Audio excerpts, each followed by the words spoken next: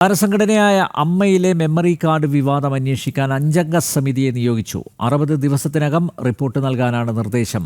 ശ്വേതാ മേനോൻ അധ്യക്ഷയായ ഭരണസമിതിയാണ് നിർദ്ദേശം നൽകിയത്. ബീന റാണി ചേരുന്നു. ബീന, വിശദാംശങ്ങൾ.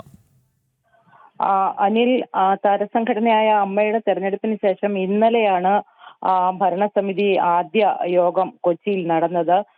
ഈ യോഗത്തിലാണ് നിർണായകമായ ചില തീരുമാനങ്ങൾ ഉണ്ടായത്. അതായത് അമ്മയിലെ നേരത്തെ തിരഞ്ഞെടുപ്പ് പ്രഖ്യാപിച്ചതിന് ശേഷം ഉയർന്നു വന്ന ഒരു മെമ്മറി കാർഡ് വിവാദം ഉണ്ടായിരുന്നു.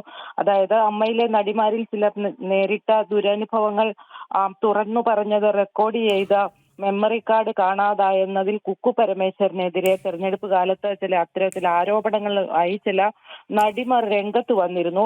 ആ വിവാദം ഇല്ലെങ്കിൽ അത്തരത്തിലുണ്ടായ ആരോപണത്തിൽ അന്വേഷണം നടത്താൻ 5 അംഗ സമിതിയെ നിയോഗിക്കാനാണ് ഇന്നലെ ചേർന്ന നിർവാഹക സമിതി യോഗത്തിൽ തീരുമാനമായത്. 60 ദിവസത്തിനകം റിപ്പോർട്ട് നൽകാനാണ് ശ്വേതാ മേനോൻ അധ്യക്ഷയായ ഭരണസമിതി നിർദ്ദേശം നൽകിയിട്ടുള്ളത്.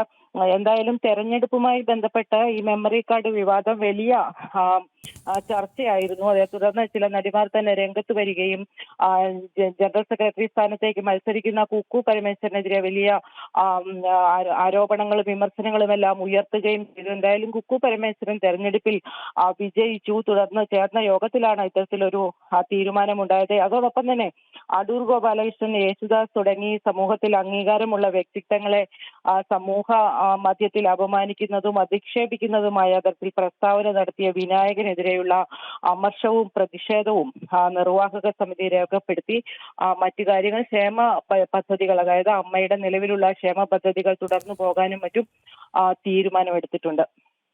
താരസംഘടനയായ അമ്മയിലെ മെമ്മറി കാർഡ് വിവാദം അന്വേഷിക്കാൻ 5 അംഗ സമിതിയെ നിയോഗിച്ചു.